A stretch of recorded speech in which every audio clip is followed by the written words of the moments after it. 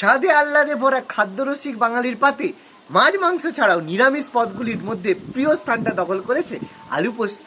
কিন্তু আলু পোস্ত আবিষ্কারের মর্মান্তিক ইতিহাসটা জানেন কি? শোনা যায় বাদশাহী রান্নায় স্বাদ বৃদ্ধি করতে চীন থেকে আমদানি করা হতো পোস্ত। কিন্তু 1729 সালে কুইং সাম্রাজ্যের সম্রাট ইয়ংজেন চীনে আফিমের নেশা বন্ধ করতে পোস্ত উৎপাদন ব্যান করে দেয়। সুযোগ বুঝে পলাশির যুদ্ধে জেতার পরই চোরা পথে চীনে আফিম রপ্তানির জন্য বাংলায় ব্যাপকভাবে পোস্ত চাষের নির্দেশ দেন ইস্ট ইন্ডিয়া কোম্পানি।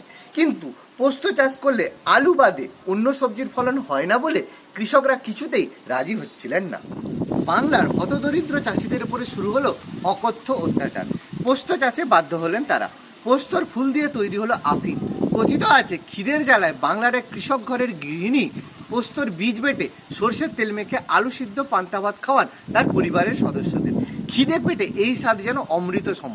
এভাবেই জন্ম নিল আলু পোস্ত। সেই গৃহিণীকে ইতিহাস আজ মনে রাখেনি, কিন্তু আগলে রেখেছে তার আবিষ্কার করা আলু পোস্ত।